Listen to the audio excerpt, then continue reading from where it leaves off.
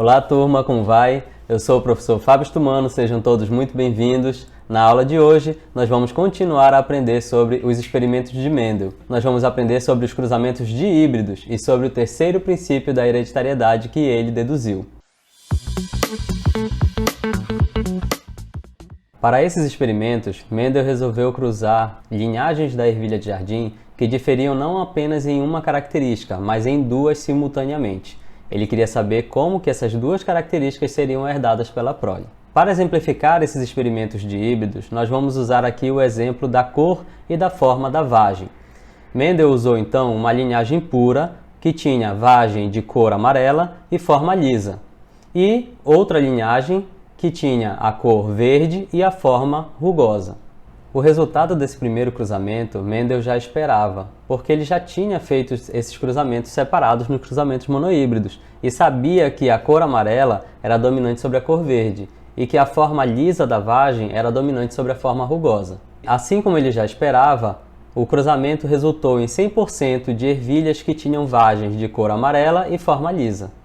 Assim como nos cruzamentos monohíbridos, Mendel resolveu então fazer um cruzamento para gerar uma geração F2. E quando ele fez esse cruzamento, ele obteve como resultado o aparecimento de 4 classes fenotípicas e não apenas 2.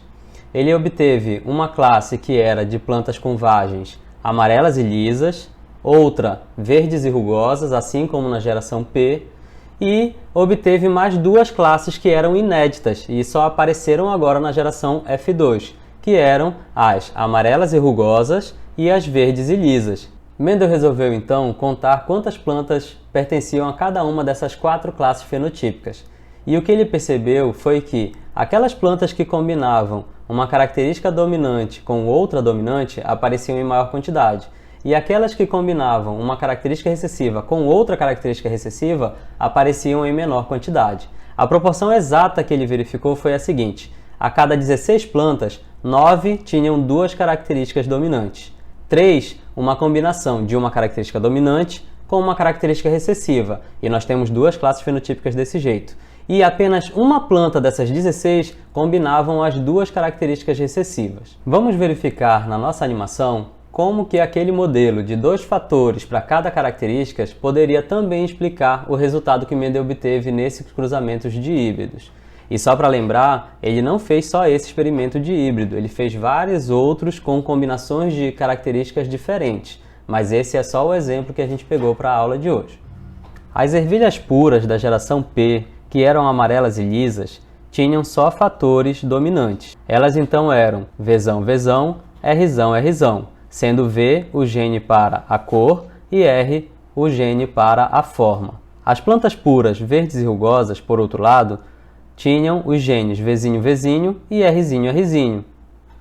Do cruzamento dessas plantas puras, todas as plantas da geração F1 só poderiam ser de um genótipo. Elas herdavam um Vzão de um genitor e um Vzinho do outro, sendo assim Vzão, Vzinho, e um Rzão de um genitor e um Rzinho do outro, sendo assim Rzão, Rzinho. Juntos, o genótipo era Vzão, Vzinho, Rzão, Rzinho. Como o Vzão é dominante sobre o Vzinho, as plantas eram amarelas. Como Rzão é dominante sobre Rzinho, as plantas eram lisas. O autocruzamento das plantas de F1 é um pouco mais complexo do que temos visto, pois cada genitor pode transmitir à prole uma combinação diferente dos fatores que possui.